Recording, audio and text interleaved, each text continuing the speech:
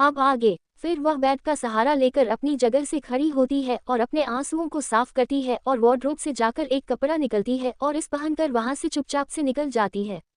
वहीं दूसरी तरफ रूथ अपने केबिन में बैठकर काम कर रहा होता है, तभी वहां पर रेयांश आ जाता है और चेयर खींच के उसके सामने ही बैठ जाता है और कहता है, तो मेरे प्यारे छोटे भाई, तुम्हारा हनीमून कैसा गया? रूथ उसको एक नज़र देखा है, कहता है, आप जानकर क्या करोगे?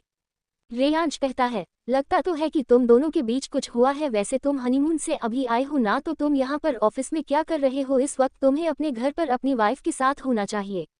रूथ कहता है, थैंक यू सो मच, आपने जो कुछ भी किया।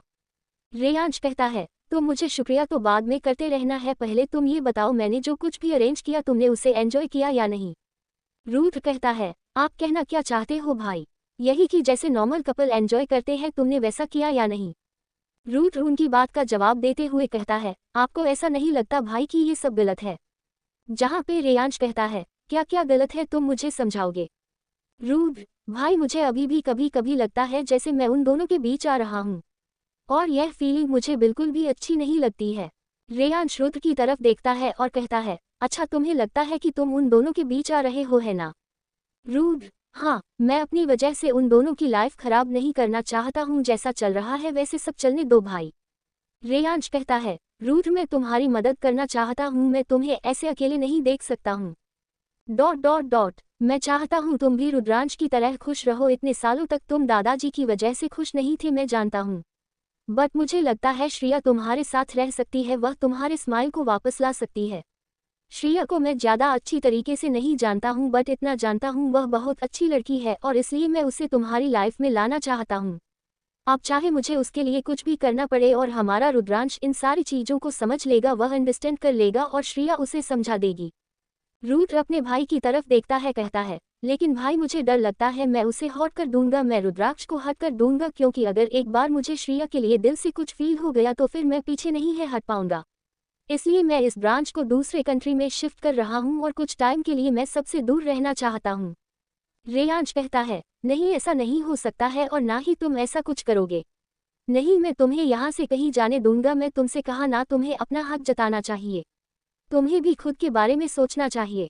रूथ तुम मेरी बातों को समझने की कोशिश करो, तुम जिंदगी भर ऐसे अकेले नहीं रह सकते हो। रूथ कहता है, मैं अकेले कहाँ हूँ भाई, आप हो ना मेरे साथ।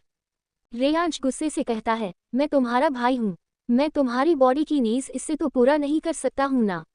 रुद्र अपने भाई की बात सुनकर उसे गुस्से में देखने लगता है, जैसे बोल रहा हो ये क्या बकवास कर रहे हो आप। रेयांश भी अपने मुंह पर हाथ रख लेता है एक सेकंड के लिए और कहता है, मैं ये नहीं कह रहा, मतलब और भी नीड्स तो होती है ना, जैसे फैमिली की नीड्स, अपने पार्टनर के साथ रहकर कैसा महसूस होता है, ये सारी चीज़ तुम्हें एक्सपीरियंस करनी होगी।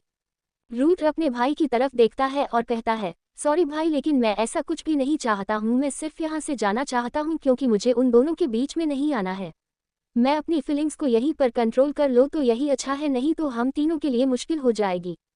रात में समय रुद्रांश जब घर पर आता है तो श्रिया से कहीं पर भी दिखाई नहीं देती है। वह गुस्से में अपने रूम के सारे सामानों को इधर उधर फेंकने लगता है और तोड़ने लगता है, पर चिल्लाते नहीं कहता है, तुम मुझे ऐसे छोड़कर नहीं जा सकती हो और मैं तुम्हें इतनी आसानी से जाने भी नहीं दूंगा। फिर वह अपना फोन निकलता है और इस फोटो को देखने लगता है जिसमें रुद्र और श्रिया एक दूसरे को किस कर रहे होते हैं। फिर वह फोटो को देखते हुए फोन को नचा के फेंक देता है और उसी वक्त रुद्र भी वहां पर आ जाता है और वह फोन सीधा उसके पैर के पास टकारता है, जिससे वह फोन उठा लेता है और जैसे ही उसे फोटो को देखता है उसकी आंखें बड़ी बड़ी हो। तभी रुद्रांश भी वहां पर आ जाता है और अपने भाई को सामने खड़ा देखकर उसके कॉलर को पकड़ लेता, कहता है, क्या बात है, आप यहाँ पर अकेले आए हैं, अपने मासूका को अपने साथ लेकर नहीं है? रुद्र रुद्राक्ष के हाथों को अपने कॉलर से हटता है और उसे घूमते भी कहता है, श्रिया कहाँ है? क्योंकि वह रूम का हालत देखकर और उस टूटे हुए फोन को देखकर इतना तो समझ ही क्या होता है कि जरूर श्रिया और रुद्राक्ष के बीच कुछ हुआ है। रुद्रांश रुद्र की बातें सुनकर जोर जोर से हंसने लगता है और कहता है, क्यों वह आपके पास नहीं गई? मुझे तो लगा वह आपके पास ही गई होगी, आप उसके नए नए आशिक जो हो। रुद्र अपने गुस्से पर कंट्रोल करते हुए कहता है, रुद्राक्ष तुम जैसा सोच रहे हो वैसा कुछ भी नहीं है, मैं तुम्हें इससे बाद में एक्सप्लेन करूंगा, पहले तुम ये बताओ श्रिया कहाँ है? रुद्रांश भी वैसे ही गुस्से भरी टोन में कहता है, मुझे क्या पता वह कब से और कहाँ पर गायब है, और मुझे अब जानना भी नहीं कि वो कहाँ पर है। रुद्र गुस्से से रुद्रांश की तरफ देखा हर कहता है, अगर उसे एक खरोश भी आई तो अपनी मौत के लिए तैयार रहना। क्योंकि मैं तुम्हें जिंदा नहीं छोड़ने वाला हूँ, अगर उसे कुछ हुआ तो। इतना बोलकर वह वहां से गुस्से में श्रेया को ढूंढने के लिए निकल जाता है। वही उसके जाते ही रुद्रांश वहीं पर जमीन पर बैठ जाता है और चिल्ला चिल्ला के रोने लगता है और तभी रियलाइज होता है यहाँ पे श्रेया यहाँ पर नहीं है। फिर वह जल्दी से अपने आंसू को साफ करता है और कहता है, मैं तुम्हें ढूंढूंगा, मैं तुम्हें खुद को ऐसे छोड़कर नहीं जाने दे सकता हूँ। फिर वह भी अपनी कार का चाबी उठाता है और वहां से निकाल जाता है। रूथ जैसे ही कार के पास जाने वाला होता है वैसे ही उसके फोन पर एक कॉल आता है। रूथ पहले तो उसे कॉल को इग्नोर करता है, लेकिन जब कंटिन्यू उसे नंबर से उसे कॉल आने लगता है तो वह उठा लेता है और तभी उधर से एक इंसान हंसते हुए कहता है, मैंने तुम्हें कहा था ना, तुम्हें सिर्फ मेरा होना है लेकिन तुमने मेरी बात नहीं मानी। अब देखो, तुम्हारे पहले प्यार की तरह तुम्हारे दूसरे प्यार को भी मरना पड़ रहा है। वैसे तुम इसके लिए ज्यादा टेंशन मत लेना, क्योंकि ऑलरेडी कोई है वहां पर जो उसका इंतजार कर रहा है। अब दोनों आराम से साथ में रहेंगी, दोनों को बोर भी फील नहीं करेगी। बेचारी को तो पता भी नहीं होगा कि वह किसकी वजह से आज करने वाली है, उसकी गलती क्या है जो भगवान से इतनी जल्दी बुला रहे हैं अपने पास। रूथ कहती है, मैं तुम्हें छोड़ूंगा नहीं अगर तुमने उसे कुछ भी किया तो। वह इंसान हंसते भी कहता है, ठीक है, तुम मुझे मत छोड़ना, मैं भी तो यही चाहती हूँ, लेकिन उसके लिए सबसे पहले तुम्हें मेरे तक पहुँचना होगा। तुम मेरे पास पहुंच जाओ, फिर देखते हैं क्या करना। वैसे मैंने एक तीसरी दो निशाने लगाए हैं। तुम्हारा वह प्यारा भाई जो तुम पर थोड़ा थोड़ा ट्रस्ट करने लगा था, अब वह तुम पर दोबारा फिर से कभी ट्रस्ट नहीं करेगा। तुम्हारी प्यारी वाइफ, वह तो आज इस दुनिया से जाने वाली है। वैसे गलती तुमसे भी हुई है तो सजा तुम्हें भी मिलेगी, इसलिए रेडी रहना अपनी पनिशमेंट लेने के लिए। कुछ बोलता है उससे पहले ही कॉल डिस्कनेक्ट हो गया होता है। अब आगे रूथ फिर अपनी कार में बैठता है और उसे इंसान के बारे में सोचने लगता है जिससे वह अभी कॉल पर बात कर रहा था। उसे इंसान को बहुत अच्छी तरीके से जानता है जिसने ये सारी फोटोज रुद्रांश को भेजी थी। वह उसे इंसान के बारे में सोचते हुए की कार को ड्राइव कर रहा होता है और तभी एक ट्रक आता है और उसकी कार को उड़ा देता है, जिससे कार दो बार गोल गोल घूमते हुए एक जगह जाकर रुक जाती है और उस कार का एक तरफ का दरवाजा टूट गया होता है और इस दरवाजे से रूथ नीचे लटक रहा होता है और उसके आंखों के सामने श्रेया का मुस्कुराता हुआ चेहरा ही घूम रहा होता है और उसे वहां पर लोगों के चिल्लाने की आवाज सुनाई दे रही होती है और साथ ही पुलिस की गाड़ी का सायरन भी सुनाई दे रहा होता है। वहीं दूसरी तरफ रुद्रांश श्रेया को ढूंढ रहा होता है और उसको कॉल करने की कोशिश कर रहा होता है, लेकिन श्रेया का कॉल ही नहीं लग रहा होता है। इसलिए वह उसके सारे दोस्तों को कॉल लगता है और उन सब से श्रेया के बारे में पूछता है, लेकिन वह सब भी यही बताते हैं कि श्रेया यहाँ पर नहीं आई थी। फिर वह अनाथ आश्रम में एक गार्ड को कॉल करता है ये पूछने के लिए कि श्रेया कहीं वहां पर तो नहीं गई है, लेकिन वह वहां पर भी नहीं गई होती है। रुद्रांश जब हर जगह से पता करके थक जाता है तो अब उसे घबराहट होने लगती है और तभी उसको एक कॉल आता है अननोन नंबर से। रुद्रांश स्कूल को तुरंत उठा लेता है ये सोचकर कि यह जरूर श्रेया का कॉल होगा।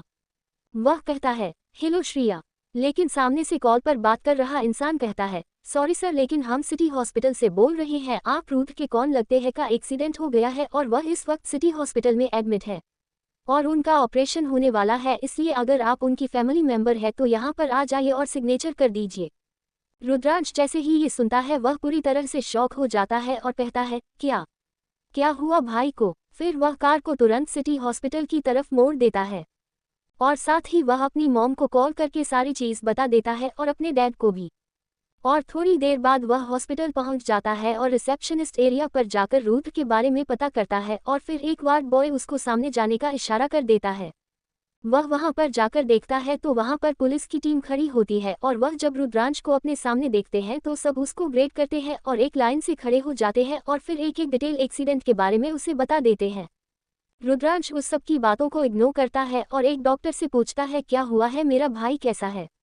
वह डॉक्टर बताता है कि उनके सर में बहुत ही गहरी इंजरी हुई है और हमें उनका तुरंत ऑपरेशन करना पड़ेगा, तभी हम उन्हें बचा सकते हैं। तभी वहां पर रुद्रांश की पूरी फैमिली भी पहुंच जाती है और उसकी मॉम जल्दी से डॉक्यूमेंट लेकर उसे पर सिग्नेचर कर देती है ताकि उसका ऑपरेशन हो सके। तभी रुद्रांश के पास असिस्टेंट का कॉल आता है और वह उसे बताता है कि मैम का एक्सीडेंट हो गया है और वह सिटी हॉस्पिटल में इस वक्त एडमिट है। उनके पास से कार्ड मिला था हमारी कंपनी का, इसलिए किसी ने कंपनी में कॉल करके हमें यह इन्फॉर्मेशन दी थी। रुद्रांश जैसे ही इस खबर को सुनता है वह पूरी तरीके से टूट जाता है और उसकी आंखों से आंसू गिरने लगते हैं, क्योंकि एक तरफ उसका भाई था जो जिंदगी और मौत से लड़ रहा था और दूसरी तरफ उसके पार्टनर का भी यही हाल था। फिर वह दोबारा से रिसेप्शनिस्ट एरिया पर जाता है और वहां पर श्रेया के बारे में पता करता है ये बोलकर कि वह उसकी फैमिली मेंबर में से है। वह रिसेप्शनिस्ट रुद्रांश अपनी गोत्री को अच्छी तरीके से जानती थी, इसलिए वह ज्यादा सवाल नहीं करती है और उसे इन्फॉर्मेशन दे देती है। और एक नर्स रुद्रांश के साथ भेज देती है उसे गायब करने के लिए। वह नर्स उसको एक रूम के सामने आकर छोड़ देती है और कहती है वो अंदर ही है। रुद्रांश अपने कहते हुए हाथों उस डोर को खोलता है और अंदर जाता है और सामने की तरफ दिखता है जहां पर श्रेया बेड पे लेटी हुई थी और उसके सर पर पट्टी बंधी हुई थी और सलाइन लगी हुई थी। वह रोते हुए उसके पास जाता है और उसके हाथों को पकड़ के हिलने लगता है और कहता है श्रेया श्रेया तुम्हें क्या हुआ है, तुम अपनी आंखें खोलो। वह अपने भाई और श्रेया की हालात देखकर इतना ज्यादा डर गया होता है कि इसका दिमाग काम नहीं कर रहा होता है और वह स्टेज पर ध्यान ही नहीं दे रहा होता है कि श्रेया इस वक्त बेहोश है। उसके अंदर डर बैठ क्या होता है कि वह आज अपने भाई और श्रेया दोनों को खो देगा, इसलिए वह पागलों की तरह बिहेव कर रहा होता है और उसको बार बार उठाने की कोशिश कर रहा होता है कि तभी वहां पर उसके डैड आ जाते हैं। वह उसको खींचकर श्रेया से दूर करते हैं और कहते हैं वो ठीक है, उसे कुछ भी नहीं हुआ है, वह सिर्फ बेहोश है। रुद्रांश अपने डैड की आवाज़ सुनकर धीरे से पीछे मुड़ता है और वह उन्हें वहां पर देखकर एकदम से शॉक हो जाता है और तभी वह आते हैं, अपने हाथ में पड़े हुए दवाई को साइड टेबल पर रखते हैं और कहते हैं तुम अपनी वाइफ का ध्यान भी नहीं रख सकते हो। तुमने आखिर उसके साथ ऐसा किया क्या है जो वह उस हाल में रोड पर पड़ी थी, उसके पैर में चप्पल तक नहीं था, वह एक लावारिस लाश की तरह लग रही थी। तुमने आखिर उसके साथ किया क्या है? वह तो उसकी किस्मत अच्छी थी कि उसे वक्त में वहां पर मौजूद था, नहीं तो वह उस सड़क पर तड़प तड़प के मर जाती और उसे देखने वाला कोई नहीं होता। अब आगे रुद्रांश अपने डैड की बात सुनता है लेकिन कोई जवाब नहीं देता है। तभी उनके पास एक कॉल आता है और वह जैसे ही उसे कॉल को उठाते हैं उनके हाथ से फ़ोन छूटकर नीचे गिर जाता है और वह रुद्रांश के पास जाकर उसका कॉलर पकड़ लेते हैं और कहते हैं क्या हुआ है रुद्र को बताओ मुझे। रुद्रांश अपने दादा की बात सुनकर और जोर जोर से रोने लगता है और रोते हुए कहता है मैंने मार दिया अपने भाई को। लेकिन उसके दादा उसकी किसी बात पर ध्यान नहीं देते हैं और वह कहते हैं तुम श्रेया को देखो, मैं उसे देखने जा रहा हूँ और तुम अपने आप को भी संभालो। उसके जाने के बाद रुद्राक्ष अपना सर पकड़ लेता है कर कहता है ये सब क्या कर दिया मैंने, ये सब मेरी वजह से हुआ है। मुझे उन दोनों की बात ठीक से सुननी चाहिए थी, मुझे ऐसे गुस्सा नहीं करना चाहिए था। मैं गुस्से में जरूर था लेकिन मैं तुम दोनों में से किसी को खोना नहीं चाहता था। अगर तुम दोनों में से किसी को भी कुछ हो गया तो मैं क्या करूँगा। वह ये सब सोते हुए बहुत ही ज्यादा घबरा रहा होता है। तभी वहां पर एक लेडी आती है और वह बिना सोचे समझे ही रुद्रांश को खींचकर एक चांटा मार देती है और कहती है तुम्हारी हिम्मत भी कैसे हुई यहाँ पर आने की। रुद्रांश अपने सामने ऐसे एक अनजान औरतों को देखकर एकदम से हैरान हो जाता है और अपने गालों पर हाथ रख लेता है और कहता है फटी कौन है मुझे ये सवाल करने वाली और तुम्हारी हिम्मत कैसे हुई यहाँ पर आने की। वह औरत गुस्से में रुद्रांश का कॉलर पकड़ लेती है और कहती है मैं श्रेया की मॉम हूँ, मुझे पूरा राइट है यहाँ पर आने का, लेकिन तुम्हें नहीं है क्योंकि तुमने जो मेरी बेटी का हाल किया है उसके बाद तो मैं तुम्हें अपनी बेटी के अगल बगल भी नहीं रहने दूंगी।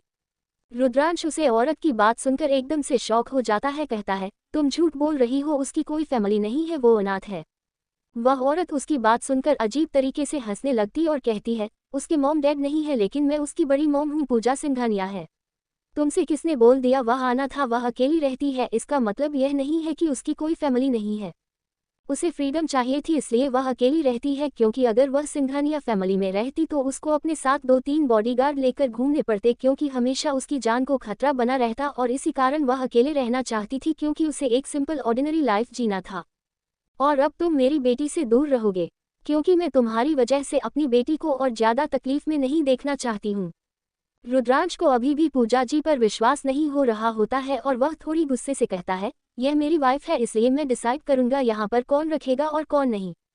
तभी वहाँ पर रुद्रांश की सेक्रेटरी आती है और कहती है आपको अभी चलना होगा क्योंकि रुद्र सर को ब्लड देना है और यह आप ही कर सकते हैं क्योंकि आप दोनों का ही ब्लड ग्रुप एक दूसरे से मैच करता है। रुद्रांश अपनी सेक्रेटरी को देखता है और कहता है तुम यहीं पर रुको, मैं जा रहा हूँ, और फिर वह वहाँ से चला जाता है। थोड़ी देर बाद श्रेया को जब होश आता है तो वह अपने सामने अपनी बड़ी मॉम को देखते हैं। वह जैसी अपनी बड़ी मॉम को देखते हैं एकदम से शॉक हो जाती है और कहती है आप यहाँ पर क्या कर रही है, कोई यहाँ पर नहीं आना चाहिए था। पूजा जी उसको गुस्से से देखने लगती है और कहती है तुम्हें अभी भी इस बात की फिक्र हो रही है कि सबको तुम्हारी सच्चाई पता चल जाएगी। तुमने अपनी हालत देखी है, ये देखो अपने पैरों को इस पर कैसे छाले पड़े हुए हैं, वो इंसान तुम्हारे साथ ऐसे कैसे कर सकता है। मैं उसे बताऊंगी सिंघानिया फैमिली की लड़की के साथ मिसबिहेव करने का नतीजा क्या होता है। मैं उसे बिल्कुल भी नहीं छोड़ने वाली हूँ। श्रेया पूजा जी की बात सुनकर उनको एकदम से गले लगा लेती है और कहती है I request you mom please आप यहाँ से चले जाइए क्योंकि मैं नहीं चाहती रुद्र को पता चले कि मैं सिंघानिया फैमिली से हूँ। पूजा जी उसकी बात सुनकर उसको खुद से दूर करती है और चिल्लाते हुए कहती है, उसके भाई ने तुम्हारा ये हाल कर दिया और तुम्हें अभी भी इस बात का डर है कि उसे पता ना चल जाए कि तुम किस फैमिली से बिलोंग करती हो।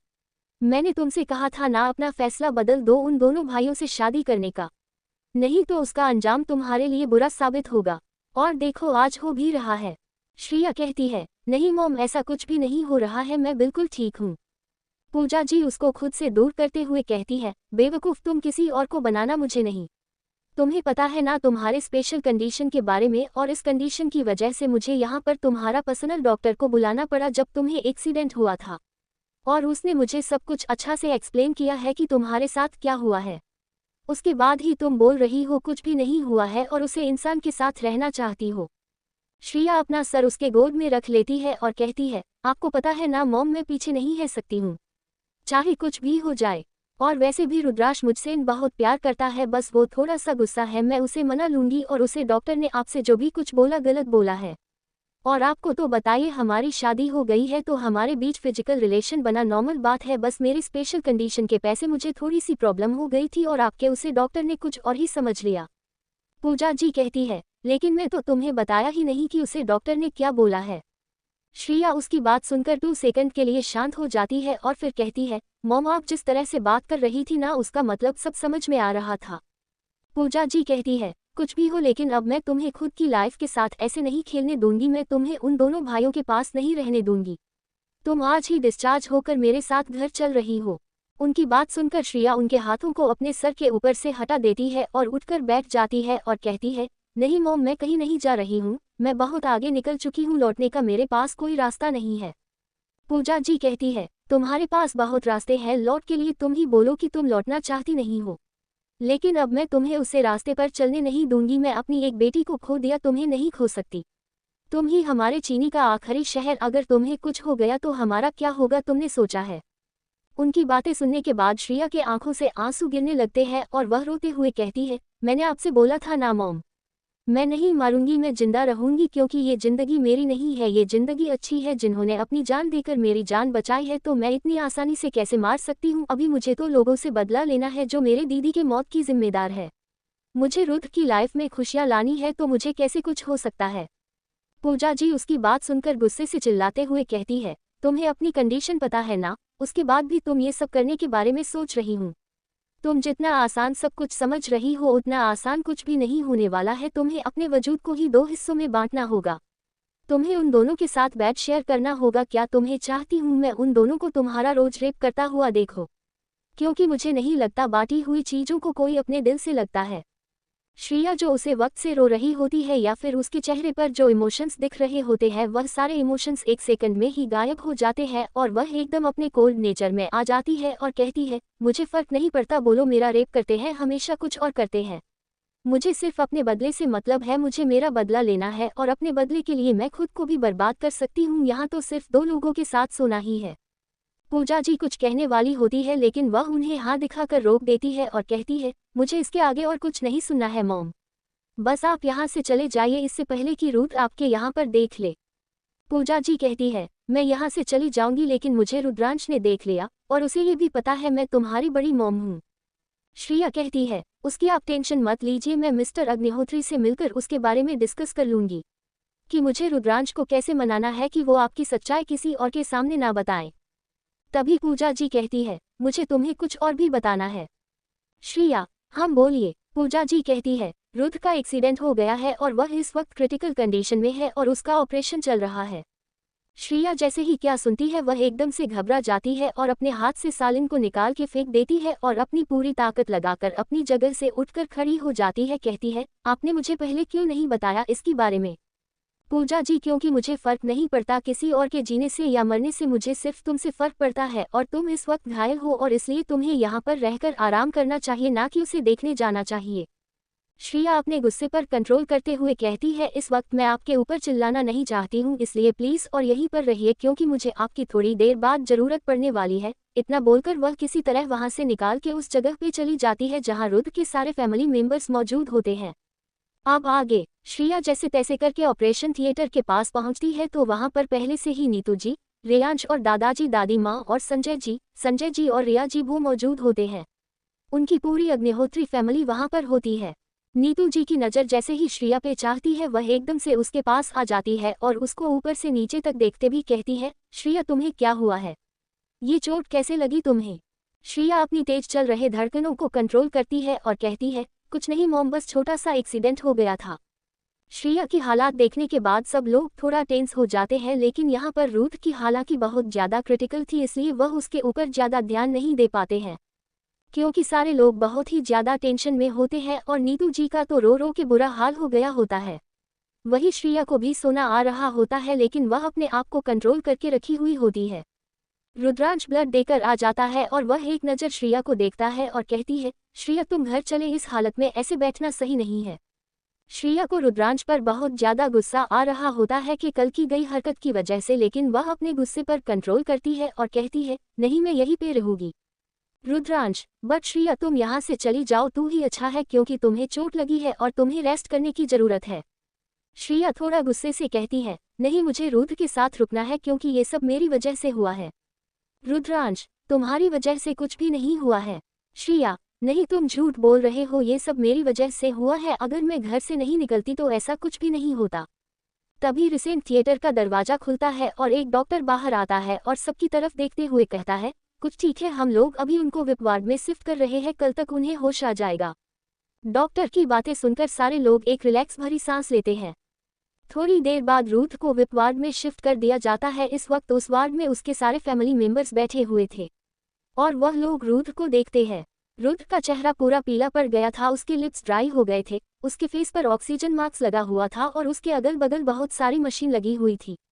उसके सर में बहुत ही ज़्यादा बैंडेज लगा हुआ था, उसका पूरा कर ही एक तरह से पैक था। इसका एक पैर फ्रैक्चर हो गया था। श्रिया रूथ की ऐसी हालात देखकर रुद्रांश को बहुत ही ज़्यादा बुरा लग रहा था, क्योंकि उसे करता था ये सारी चीज़ उसकी वजह से हुई है, कहीं ना कहीं वह इन सारी चीज़ों के लिए जिम्मेदार है। श्रिया रूथ की हालत देखकर रोना स्टार्ट कर देती है और वह रूथ के पास जाकर बैठ जाती है और उसके हाथ को पकड़ लेती है और वहीं दूसरे साइड रुद्रांश भी बैठा हुआ होता है और वह रूथ का दूसरा हाथ पकड़ा हुआ होता है। ऐसे ही पूरी रात निकल जाती है। श्रिया ने एक बार भी रुद्रांश से कोई बात नहीं की होती है। अब सुबह की 5 o'clock बज गए होते हैं। रूथ धीरे धीरे अपनी आंखें खोल रहा था और जैसे ही उसकी आंखें खोलती है सबसे पहले उसका ध्यान ऊपर सीलिंग पर जाता है और उसके बाद अपनी नज़रें दूसरी तरफ करके देखता है तो वहां पर उसे अपना भाई नजर आता है। तभी उसे फील होता है उसके दूसरे हाथ को भी किसी ने पकड़ा हुआ है, इसलिए जब वह उधर देखता है तो वहां पर श्रिया होती है। रूथ उन दोनों को देखता है और अपनी आंखें बंद कर लेता है और उसके आंखों से आंसू गिरने लगता है। तभी उसे रूम का धीरे से गेट ओपन होता है और एक लड़की चलते हुए अंदर आती है और वह लड़की रूथ के कान के एकदम पास आते हुए कहती है, लगता है तुम बच गए, मुझे तो लगा था तुम चले जाओगे, जिसके बाद तुम्हारा भाई तो बर्बाद होने वाला था। रूथ कुछ कहने की कोशिश करता है लेकिन वह कुछ कह नहीं पा रहा था। तभी वह लड़की कहती है, हम ऐसा मत करो, क्या तुम सबको बताना चाहते हो मैं यहाँ पर हूँ? अगर तुम्हारे डैड को पता चला मैं यहाँ पर हूँ तो तुम्हारे डैड। फिर वह लड़की अपनी बात को बीच में ही रोक देती है और उसके सर पर टाइप करते हुए कहती है, देखो ना, अगर तुमने मेरी बात मान ली होती तो आज तुम इस कंडीशन में यहाँ पर नहीं होते, और ये तुम्हारी क्यूट सी वाइफ को तो आज मैं जान से मारने वाली थी, लेकिन तुम्हारा बाप बीच में आ गया था इसलिए मुझे इसे छोड़ना पड़ा। पर टेंशन मत लो, अगर ये अगली बार मुझे मिली ना तो मैं इसे ऊपर भेज कर ही रहूंगी, इसलिए ना इसे खुद से दूर रखना, कहीं ऐसा ना हो तुम्हारा प्यार इसकी जान ले ले। वैसे अभी भी तुम्हारे पास चांस है, तुम चाहो तो मेरे उस ऑफर एक्सेप्ट कर सकते हो। लेकिन उसकी बात का कोई जवाब नहीं देता है, जिसे देखकर वह लड़की कहती है, लगता है तुम्हारे पास अभी भी घमंड बचा हुआ है, वैसे मेरा ऑफर हमेशा अवेलेबल रहेगी, तुम जब चाहे एक्सेप्ट कर सकते हो, नहीं तो अगला चांस तुम्हारे भाई का होगा। वैसे भी कल तुम्हारी वाइफ तो बच ही गई थी और देखो ना तुम ही बच गए, पता नहीं तुम लोग कैसा लक लेकर आए हो जो हर बार बच जाते हो।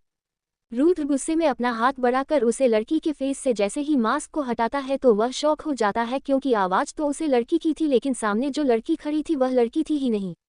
वह लड़की जब देखती है रूथ ने उसका चेहरा देख लिया है तो वह अजीब तरीके से हंसने लगती है और कहती है, लगता है तुम्हें बहुत जल्दी है मुझे देखने की, बट अफसोस की बात, जो लड़की तुम्हारे सामने खड़ी है वह मैं नहीं हूँ, वो कोई और है, बस उसके पास से आई आवाज़ मेरी है और मैं तुम्हें साफ साफ देखा भी पा रही हूँ उसे लड़की की शर्ट के बटन में लगे कैमरे की मदद से। फिर वह उस लड़की को श्रिया के पास जाने को कहती है तो वह लड़की श्रिया के पास चली जाती है और उसके बालों पर उंगली घूमने लगती है और कहती है, वैसे ये बहुत ज्यादा प्रिटी है, बिल्कुल उसी की तरफ। ये भी बहुत ज्यादा नाजुक है, इसे तोड़ने में बहुत मजा आएगा। सोचो अगर मैं इसे भी लेना चाहूँ तो तुम क्या कर लोगे? कुछ भी नहीं कर पाओगे। मैं इसे भी लेकर चली जाऊंगी, तुम याद रखना इस बात को। रूथ शोकिंग उस लड़की की सारी बातों को सुन रहा होता है। तभी वह लड़की हंसते हुए कहती है, मुझे अब यहाँ से जाना चाहिए, इस लड़की को यहाँ से जाना चाहिए। फिर वह लड़की श्रिया के फोरहेड पर एक सॉफ्टवेयर किस करती है, जिसे देखने के बाद रूथ को बहुत ही ज्यादा गुस्सा आ रहा था, लेकिन फिर वह लड़की वहां से चली जाती है। अब आगे उस लड़की के जाने के बाद रूथ श्रिया की तरफ देखने लगता है और उसे श्रिया की चोट को देखकर बहुत ही ज्यादा बुरा लग रहा होता है, क्योंकि उसे पता होता है इन चोटों का कारण वह है। फिर वह श्रिया को देखते हुए ही कहता है, नहीं, जैसा उसके साथ हुआ था मैं श्रिया के साथ वैसा बिल्कुल भी नहीं होने दूंगा। मैं उसे कुछ भी नहीं होने दूंगा, उसे प्रोटेक्ट करूंगा, चाहे प्रोटेक्ट करते हुए मैं मर ही क्यों ना जाऊं। ये सब सोते हुए वह इतना ज्यादा सिविल करने लगता है कि इसके हाथों की उंगलियां हिलने लगती है, जिसकी वजह से रुद्रांश की आंखें खुल जाती हैं। रुद्रांश जैसे ही देखा है कि रूथ उठा हुआ है तो वह उसके पास चला जाता है और कहता है, भाई आप ठीक हो ना? आपको कहीं दर्द तो नहीं हो रहा है ना? बताइए आपको कहाँ दर्द हो रहा है, मैं डॉक्टर को बुलाकर लाऊं क्या? रूथ रुद्रांश को देखा है और बोलने की कोशिश करते हुए कहता है, मैं ठीक हूँ रुद्रांश। रुद्रांश, ठीक है भाई, डॉक्टर को बुलाकर लाता हूँ। रूथ, इसकी कोई जरूरत नहीं है, तो मुझे ये बताओ मैं यहाँ पर क्या कर रहा हूँ, मुझे हुआ क्या है? रुद्रांश कहता है, कुछ नहीं भाई, बस आपका छोटा सा एक एक्सीडेंट हुआ था, बाकी सब कुछ ठीक है और आप भी अब ठीक हो। रूथ हम करता है और कहता है, इन सारे लोगों को घर भेज दो, क्योंकि मुझे अपनी हालत देखकर लग रही है कि मेरी क्रिटिकल कंडीशन है और मुझे हॉस्पिटल में कुछ टाइम तक रुकना पड़ेगा। रुद्रांश कहता है, भाई पैसा क्यों बोल रहे हो? ये सारे फैमिली मेंबर्स हैं, ये लोग आपका ध्यान रखने के लिए यहाँ पर आए हैं और मैं भी तुम आपका ध्यान रखने के लिए। और अब आप टेस्ट करिए। रूथ कहता है, हम। थोड़ी देर बाद डॉक्टर उसे रूम में आते हैं और लाइव को ऑन करते हैं और रूथ को चेक करने लगते हैं। लाइव के ऑन होते ही सारे लोग उठ जाते हैं और रूथ को होश में आया हुआ देखकर सारे लोग खुश हो जाते हैं। और अब वहां पर सिर्फ श्रिया ही थी जो अभी भी सोई थी, रूथ का हाथ पकड़ के। डॉक्टर ने कहा भी था कि मैं इन्हें उठा देता हूं, लेकिन रूथ ने उसे साफ मना कर दिया था उसे उठाने से। फिर डॉक्टर उसको ऐसे ही धीरे धीरे चेक करते हैं और कहते हैं, सब कुछ ठीक है, हम इन्हें एक हफ्ते बाद डिस्चार्ज कर देंगे। थोड़ी देर बाद श्रिया भी उठ जाते हैं और जब वह ध्यान से रूथ के सारे छोटू को देखते हैं तो उसे बहुत ही ज्यादा बुरा लग रहा होता है, उसके आंखों में भी आंसू आ गए होते हैं। तभी रुद्रांश उन दोनों के सामने घुटनों के बल बैठ जाता, कहता है, मुझे माफ कर दो, ये सारी मेरी गलती है। अगर मैंने उसे वक्त अपने गुस्से पर कंट्रोल कर लिया होता तो यह आज नहीं हुआ होता। सॉरी भाई, मैं अपने गुस्से पर कंट्रोल नहीं कर पाया वह सब देखने के बाद, लेकिन क्या करूं भाई, मैं श्रिया से बहुत प्यार करता हूं, उसे नहीं देख पाया आपके साथ। सब मेरी गलती है, मेरी गलती की वजह से हम दोनों के साथ यह सब हुआ है। अगर मैंने उसे वक्त आप दोनों पर गुस्सा नहीं किया होता तो ना ही आपका एक्सीडेंट हुआ होता और ना ही श्रिया का एक्सीडेंट होता। रुद्रांश की बातें सुनने के बाद वहां पर खड़ा हर एक इंसान एकदम शॉक था और सभी सोचे थे कि रुद्रांश आखिर का क्या रहा है। तभी रेयांश कहता है, क्या हुआ रुद्रांश, मुझे बताओ तुमने ऐसा क्या किया है? रुद्रांश हकलाते हुए कहता है, मैं कैसे बताऊं? लेकिन तभी रूथ कहता है, इन सब बातों को छोड़ो, कुछ बताने की जरूरत नहीं है।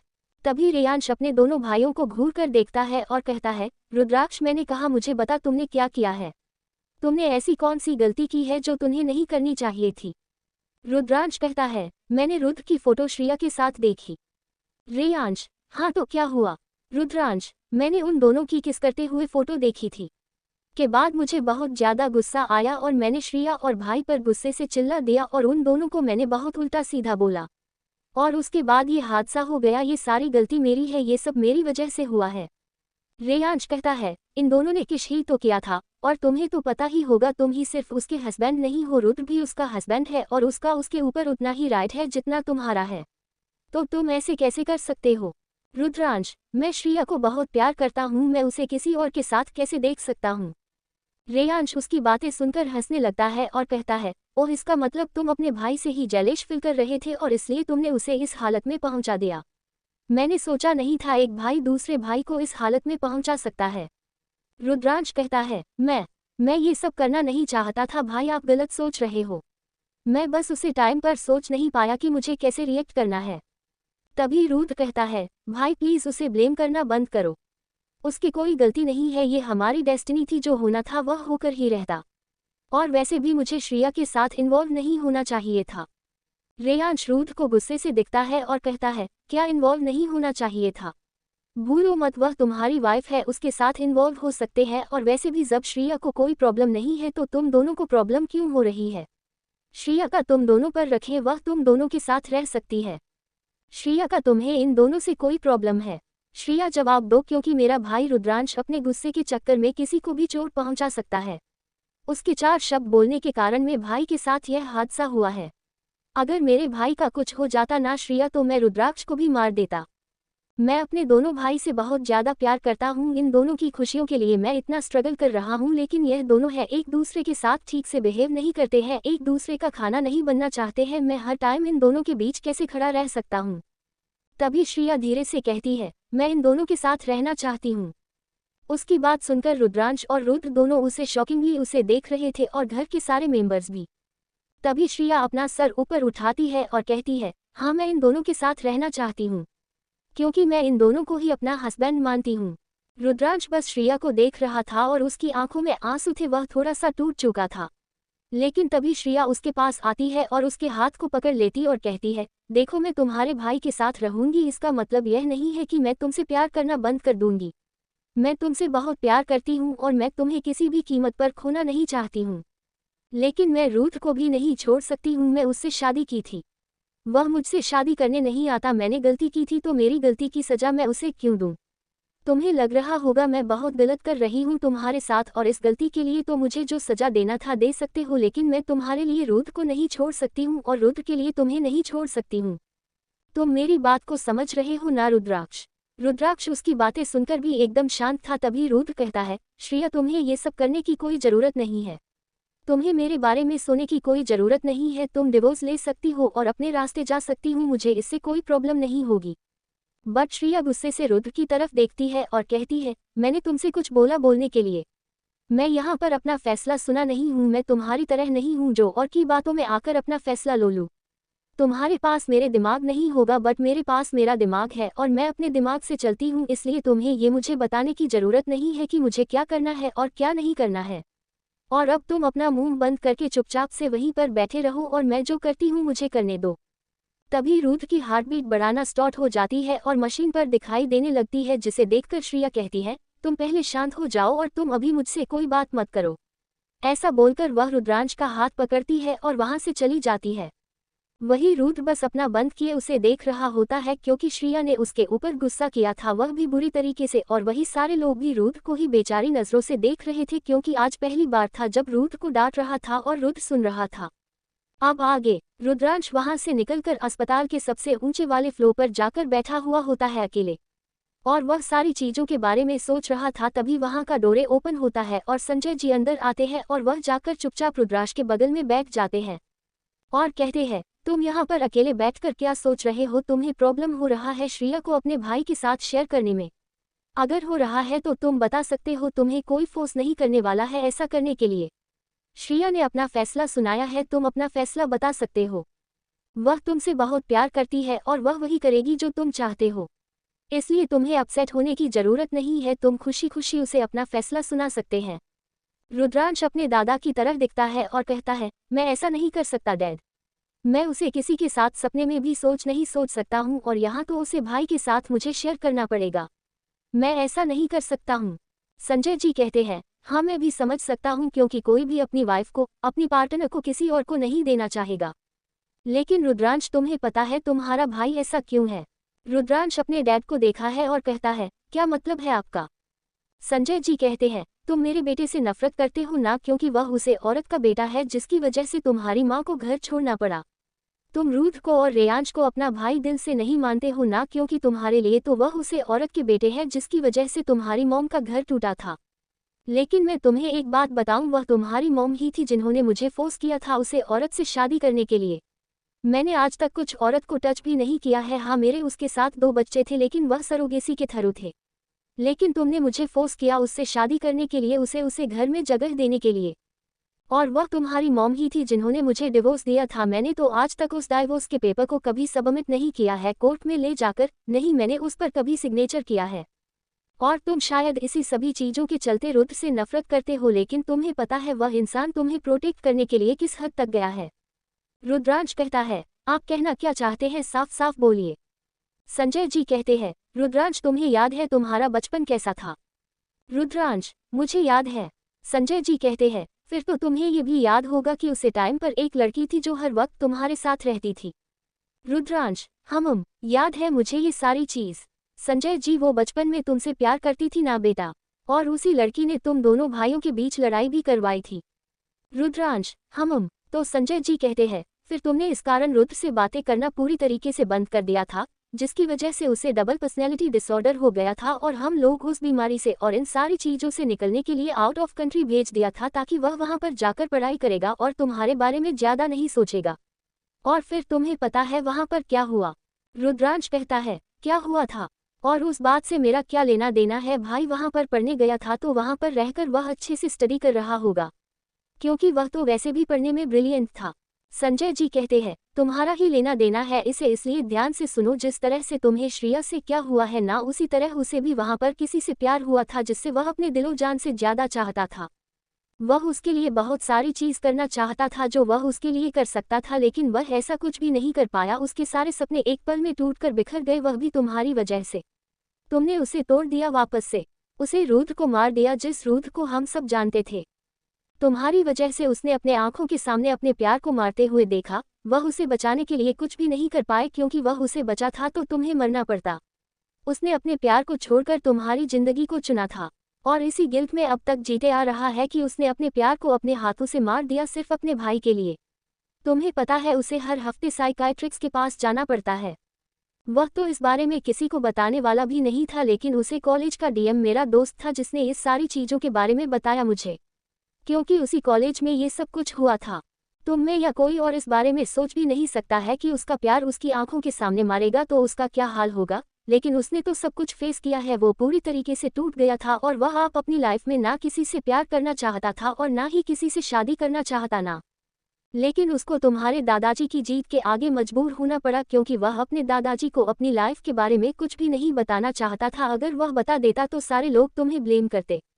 और रही तुम दोनों की शादी की बात, तो वह सब मैंने प्लान किया था। मैंने प्लान किया था तुम दोनों की शादी एक ही लड़की से करवाने की, क्योंकि श्रेया उस लड़की की बहन है जिससे रुद्र प्यार करता था।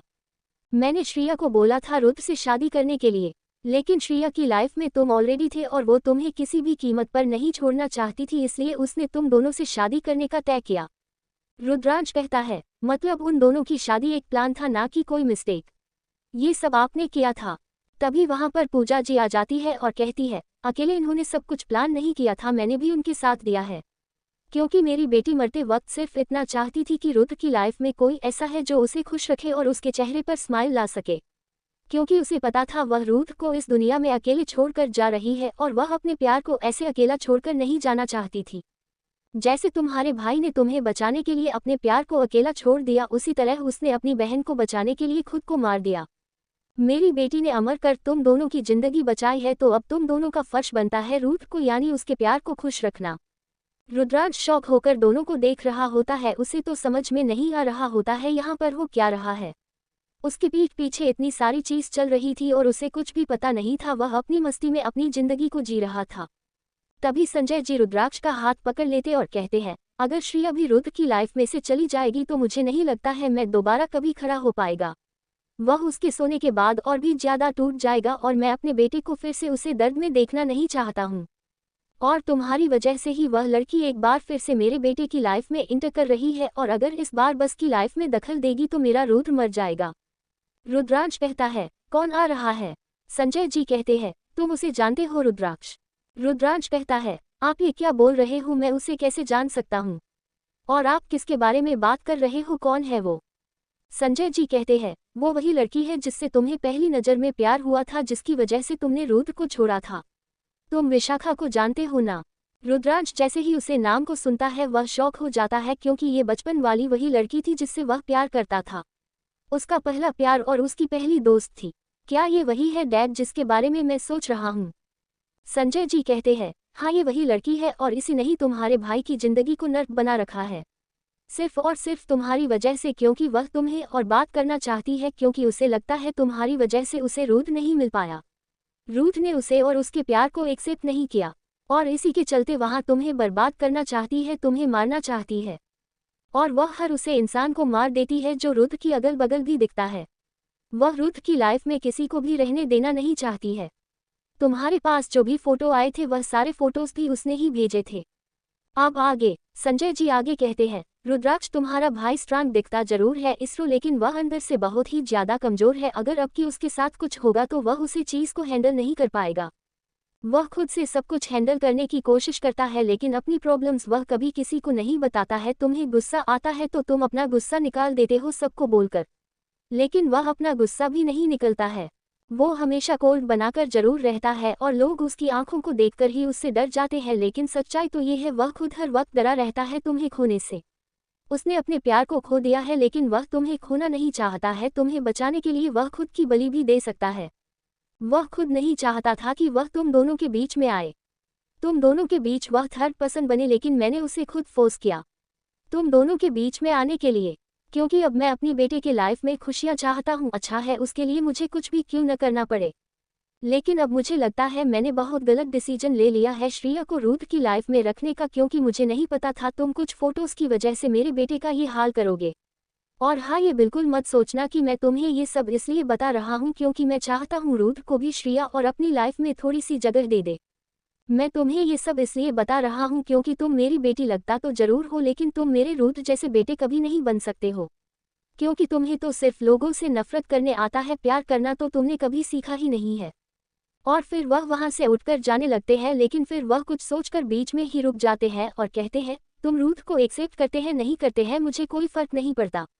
बस तुमसे बात का ध्यान रखना, रुद्र को या कभी पता नहीं चलना चाहिए कि श्रेया कौन है और वो किस खानदान से बिलोंग करती है, क्योंकि अगर उसे पता चला ना तो मैं नहीं जानता वह खुद के साथ क्या करेगा।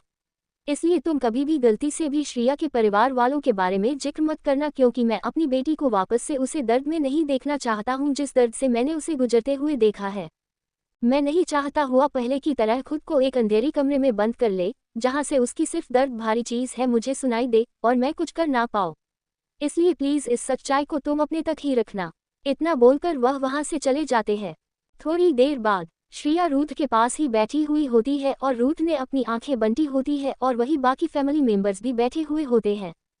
तभी वार्ड का डोर ओपन होता है और रुद्रांश अंदर आता है। उसको देखते ही श्रेया तुरंत अपनी जगह से खड़ी हो जाती है और उसके पास आकर उसको गले लगा लेती है और कहती है, तुम कहाँ गायब हो गए थे? तुम्हें पता है मैं तुम्हारा कब से वेट कर रही हूँ। तुम्हें अगर मेरे डिसीजन से प्रॉब्लम हो रही है तो तुम मुझे बता सकते हो, बुरा नहीं मानूंगी। तुम चाहते हो ना मैं रुद्र को छोड़ दूं, मैं उसे डिवोर्स दे दूं तो ठीक है, मैसेज छोड़ दूंगी, तुम जैसा चाहते हो वैसा मैं करूंगी। लेकिन प्लीज ऐसे चुप नहीं रहो, क्योंकि तुम्हें ऐसा देखकर मुझे अच्छा नहीं लग रहा है। और अगर तुम्हें उन फोटोज को देखकर ऐसा लगता है कि मैं कुछ गलत किया है या मैं गलत हूं तो ठीक है, मैं तुम्हें भी छोड़ दूंगी, चली जाऊंगी मैं तुमसे दूर, तुम्हारी लाइफ से दूर, तुम्हें दोबारा कभी अपनी शक्ल नहीं दिखाऊंगी। रुद्रांश अपने इमोशंस पर कंट्रोल करता है और श्रेया को खुद से दूर करके उसे खड़ा करता है और उसके दोनों कंधों को पकड़कर कहता है, तुमने तो बोला था तुम 7 जन्म तक मेरा साथ निभाओगी और तुम 3 मंथ में इतनी जल्दी थक गई कि मुझे छोड़कर जाने की बात कर रही हो। तुम्हें यहाँ बोलने का हक नहीं है कि तुम मुझे छोड़ सकती हो या तुम मुझे छोड़कर जा सकती हो। तुम मेरी वाइफ हो रुद्रांश अग्निहोत्री की, और मेरी वाइफ होकर तुम इतनी वीक तो नहीं हो सकती। वैसे मैंने कुछ सोचा है हमारे बारे में। श्रेया, क्या सोचा है? रुद्रांश, यही कि अब से हम तीनों साथ में रहेंगे, एक फैमिली बनकर, लेकिन हाँ शर्त ये होगी कि तुम्हें मुझसे ज्यादा प्यार करना पड़ेगा। तुम रुद्र को भी प्यार कर सकती हो लेकिन मुझसे ज्यादा नहीं। तुम्हारी लाइफ में सबसे ज्यादा स्पेशल नहीं रहूंगा जब तक हम तीनों के बीच कोई चौथ नहीं आ जाता। I mean हमारा छोटा सा प्यारा सा नन्हा सा बेबी। रुद्रांश की बात सुनकर सारे लोगों के चेहरे पर स्माइल आ जाती है और श्रेया तो सबके सामने ही उसको गले लगाकर उसके चिक्स पे किस कर देती है। लेकिन तभी रुद्र कहता है, रुद्राक्ष तुम ऐसा करने की कोई जरूरत नहीं है, मैं ठीक हूँ, तुम दोनों खुश रहो, मैं बस इतना ही चाहता हूँ, मुझे श्रेया को डिवोर्स देने में कोई प्रॉब्लम नहीं होगी। श्रेया जैसे ही कुछ बोलने को होती है वैसे ही रुद्रांशु से चुप कर देता है और कहता है, बच्चा प्लीज तुम गुस्सा मत करो, तुम्हें चोट लगी है ना, मैं देखता हूँ वह भी अच्छे से। फिर वह रुद्र के सामने जाकर खड़ा हो जाता है और उसे घूमते हुए कहता है, भाई मुझे जहाँ तक पता है दादाजी ने आपकी शादी मिस्टर शर्मा की बेटी से तय कर दी थी, तो सोचो इस वक्त आपकी शादी उसके साथ होती तो एक प्यारी सी चुड़ैल आपके सर पर तांडव करने के लिए और आपके ऊपर हुक्म चलाने के लिए तैयार रहती है, जैसे यह मेरे ऊपर चलती रहती है। लेकिन भगवान को कुछ और ही मंजूर था और आपकी शादी उनकी बेटी से न होकर श्रिया से हो गई, जो इस वक्त हम दोनों की वाइफ है। लेकिन अब आप नहीं चाहते कि ये वाइफ नाम की चुड़ैल आपके ऊपर तांडव करे या आपके ऊपर सुकून चलाए, इसलिए आप उसको मेरे सर के ऊपर डालकर अकेले भाग रहे हो। ये तो गलत बात है ना? आपको नहीं लगता आपको भी जिम्मेदारी उठानी चाहिए? देखो भाई, शादी हम दोनों ने की है तो सजा भी तो हम दोनों को बराबर मिलनी चाहिए ना। मैं इसको कैसे झेलता हूँ ये सिर्फ मेरी अंतरात्मा ही जानती है। ये सिर्फ शक्ल से सुंदर है, वरना ये अंदर से तो एक चुड़ैल से भी ज्यादा खतरनाक है। 100 चुड़ैलें मेरी होंगी तब जाकर ये पैदा हुई होंगी। और आप इतने खातरक प्राणी के पास मुझे अकेला छोड़कर जाने की सोच रहे हो? क्या आपको अपने इस प्यार से छोटे भाई पर थोड़ी सी दया नहीं आई? रुद्रांश की बातें सुनकर जहां सारे लोग हल्के हल्के मुस्कुरा रहे होते हैं, वही श्रिया उसको ऐसे देख रही होती है जैसे कह रही हो बस तुम एक बार मेरे हाथ लग जाओ, फिर मैं तुम्हें बताती हूँ मैं हूँ कौन। वही रूथ रुद्रांश की बातें सुनकर हल्के से स्माइल करने लगता है और फिर कहता है, लेकिन रुद्रांश। वह इससे आगे कुछ कहता उससे पहले ही रुद्रांश उसे रोक देता है, कहता है, बस भाई अब इस बारे में कोई बात नहीं होगी, हम तीनों साथ रह रहे हैं, मुझे कोई प्रॉब्लम नहीं है आपसे। मैं बस उसे वक्त गुस्से में था और कुछ समझ नहीं पा रहा था, लेकिन अब मुझे रियलाइज हो रहा है जो मैं कर रहा था वह गलत है। हमारा रिश्ता भगवान ने बनाया है और उन्होंने कुछ सोच समझकर ही हम तीनों को एक साथ जोड़ा होगा। जैसे वह आपकी है वैसे मेरी है, जैसे आप उसके हो वैसे मैं उसका। अब हम तीनों को कोई अलग नहीं कर पाएगा और हम अपने आने वाले हर एक मुसीबत से साथ मिलकर लड़ेंगे। इतना बोलकर वह रूथ को गले से लगा लेता है। इस वक्त उसकी आंखों में आंसू होते हैं। अब आगे फिर रुद्रांश रूथ से दूर होता है और अपने फैमिली मेंबर्स की तरफ देखते हुए कहता है, अब आप सबको घर चले जाना चाहिए, भाई पहले से बिल्कुल ठीक है और यहाँ पर मैं और श्रिया उनका ध्यान रखेंगे, इसलिए आप लोग घर पर जाकर आराम करिए। नीतू जी उसकी बात एक छोटी सी स्माइल करते हो, कैसे ठीक है, हम घर जा रहे हैं, तुम उसका अच्छे से ध्यान रखना। तभी दादाजी कहते हैं, हाँ हम सब अग्निहोत्री मेंशन जा रहा है और जब अस्पताल से छुट्टी हो जाए तो तुम तीनों भी वहीं पर आ जाना, मैं वहाँ पर तुम दोनों के रहने के लिए एक रूम तैयार करवा रहा हूँ जिसमें तुम तीनों साथ रह सको। जब तुम तीनों में फैसला कर लिया है कि तुम दोनों साथ रहना चाहते हो तो अब हम लोग क्या ही कर सकते हैं। इतना बोलकर वह बाकी सभी के साथ वहाँ से चले जाते हैं। सबके जाने के बाद रुद्रांश श्रिया को देखता है और कहता है, तुम यहाँ पर रहकर भाई का ध्यान रखो, मैं ऑफिस आ रहा हूँ, मुझे ऑफिस में कुछ काम है जिन्हें पूरा करना जरूरी है। श्रिया भी उसे नहीं रोकती है जीने से। सबके जाने के बाद अब उस रूम में रूथ और श्रिया ही बचे हुए होते हैं। रूथ को तो समझ में नहीं आ रहा होता है वह क्या बात करे, और वही श्रिया भी आज चुप होती है और पिछले 24 घंटे में हुए सारे चीजों के बारे में सोच रही होती है। वही दूसरी तरफ रुद्रांश अपनी कार में जाकर बैठ जाता है और थोड़ी देर पहले क्या हुआ था उसके बारे में सोचने लगता है। संजय जी के चले जाने के बाद वहां पर पूजा जी वापस आती है और वह रुद्रांश के बगल में बैठ जाती है और कहती है, मुझे पता है तुम्हें इस वक्त बहुत मुश्किल हो रहा होगा फैसला लेने में कि तुम्हें अपने प्यार को चलना चाहिए या फिर उसे इंसान का जिसने तुम्हारे लिए अपने सब कुछ दांव पर लगा दिया। जो आज तुम्हारा हाल है ना, वही हाल श्रिया का भी था जब उसे तुम दोनों भाइयों से शादी करनी थी। उसके लिए भी यह फैसला लेना काफी मुश्किल था कि वह अपने प्यार को चुने या फिर उस वादे को जिसको उसके बहन ने उससे लिया था। पता है तुम्हें, मेरी बेटी का नाम प्रगति था और वो अपने नाम की तरह ही बहुत ज्यादा प्यारी थी और वह अपनी लाइफ में अगर जो किसी से प्यार करती थी तो अपनी बहन से, श्रिया से। वो उसे अपने दिलो जान से चाहती थी। लेकिन एक दिन प्रगति की लाइफ में सब कुछ बदल गया जब उसे पता चला उसकी बहन के हाथ में होल है और वह कुछ दिनों में मर जाएगी अगर उसका सही टाइम पर हार्ट ट्रांसप्लांट नहीं करवाया गया तो। हमारे पास बहुत सारे पैसे हैं और हम अपने पैसे के दम पर श्रिया को बचाना चाहते थे, लेकिन हमें ऐसा कोई भी हार्ट डोनर नहीं मिला जिसका मैच श्रिया हो। लेकिन प्रगति ने कभी भी हार नहीं मानी और वो हर हाल में अपनी बहन को बचाना चाहती थी और उसने श्रिया को पता भी नहीं लगने दिया कि उसको क्या बीमारी है, क्योंकि वो बोलती थी अगर बहन को पता चल गया वह करने वाली है तो वह डर डर के जीने लगेगी और मैं अपनी बहन को हर रोज अपनी मौत से डरते हुए नहीं देखना चाहती हूँ। इसलिए उसने जिद करके वह सब श्रिया को करने की इजाजत दिलवाई जो वह खुद करना चाहती थी। उसने श्रिया को अकेले बाहर रहने की भी आज़ादी दे दी, भले वो खुद रात रात भर उसके अपार्टमेंट के नीचे अपनी कार में सोई थी। वही श्रिया अपनी जिंदगी की रही थी, लेकिन एक फ़ोन कॉल ने उसकी जिंदगी भी पूरी तरीके से बदल दिया। उसको किसी ने फ़ोन करके बताया कि उसकी बहन के साथ कॉलेज में क्या क्या हो रहा है, और जब उसको पता चला उसकी बहन को किस तरह से कॉलेज में परेशान किया जा रहा है तो वह बिना सोचे समझे और बिना हमें बताए वहाँ के लिए वह अकेली ही निकल गई।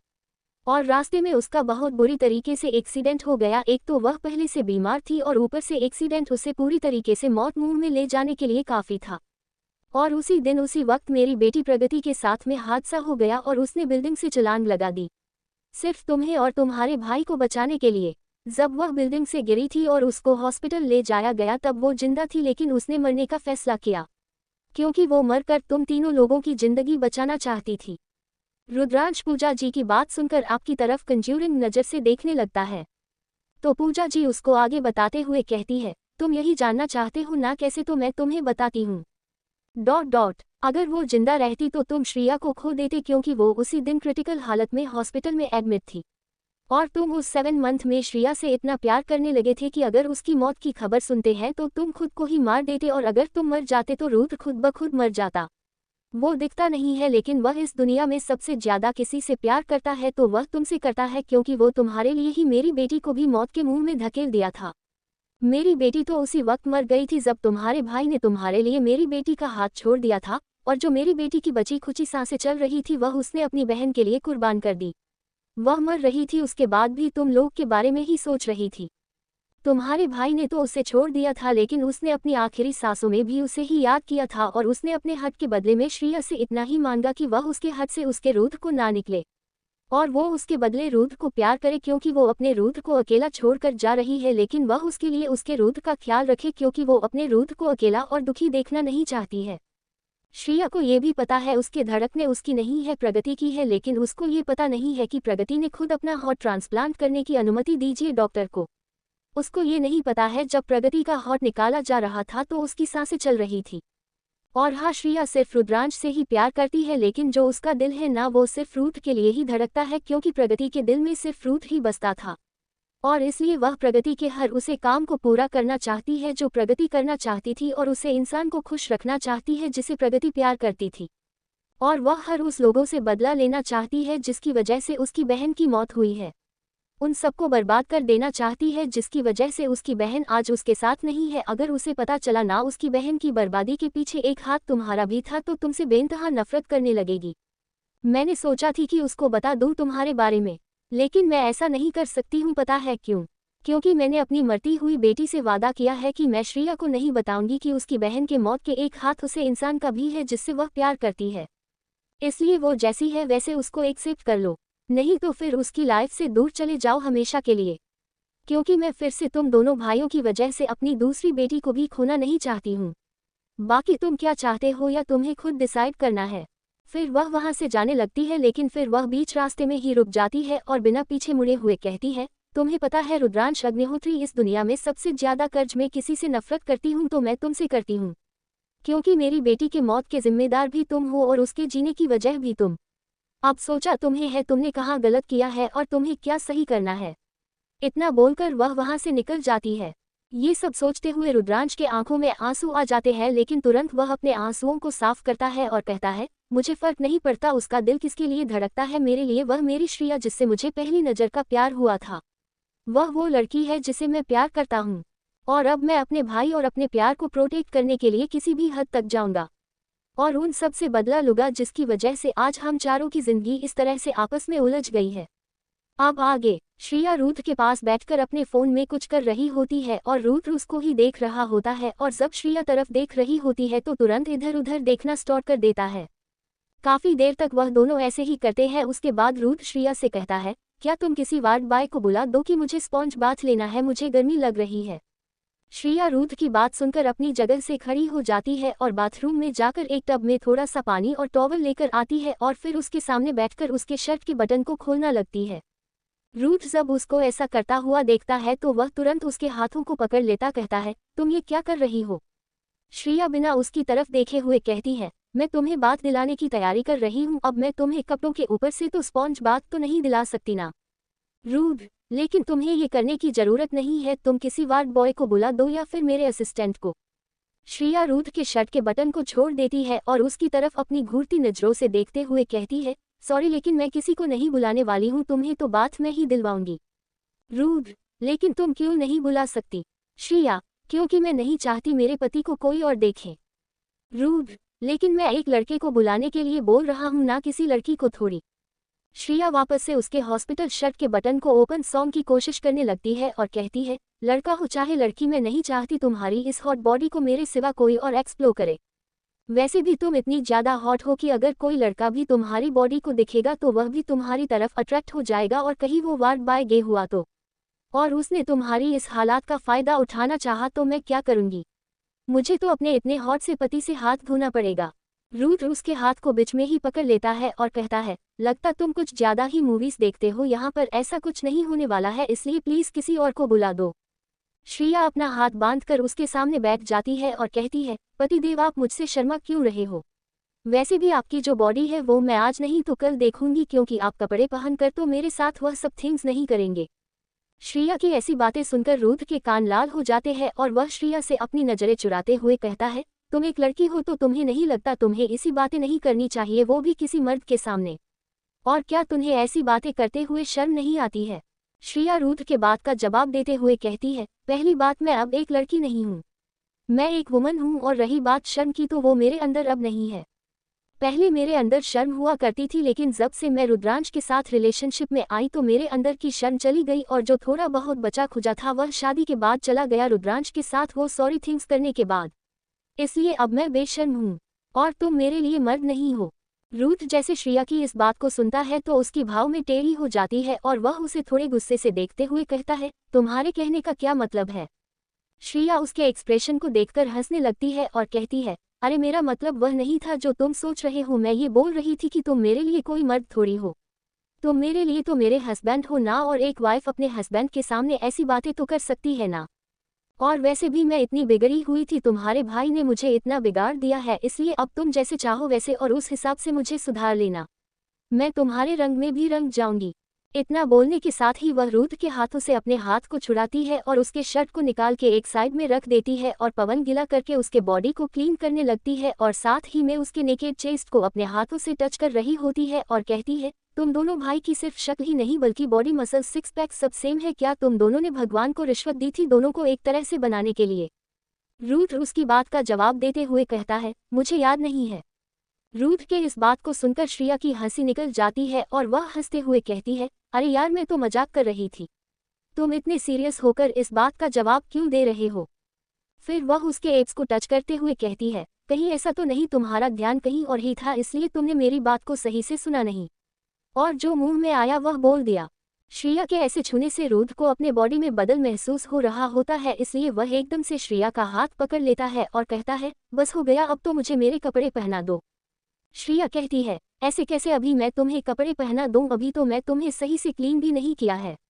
रूथ उसकी बातें सुनकर अपने हाथों की मुठिया बना लेता है और फिर थोड़ी गुस्से भरी आवाज में कहता है, मैंने बोला ना मुझे कपड़े पहना दो। उसकी ऐसी आवाज सुनकर जैसे ही श्रिया उसकी तरफ देखती है तो उसकी आंखों को देखकर एक सेकंड के लिए डर जाती है, क्योंकि रूथ की आंखें इस वक्त लाल होती है और उसके चेहरे की नसें उभरी हुई होती है। और यह सब रूथ के साथ इसलिए हो रहा होता है क्योंकि वह अपने आप पर कंट्रोल करने की कोशिश कर रहा होता है।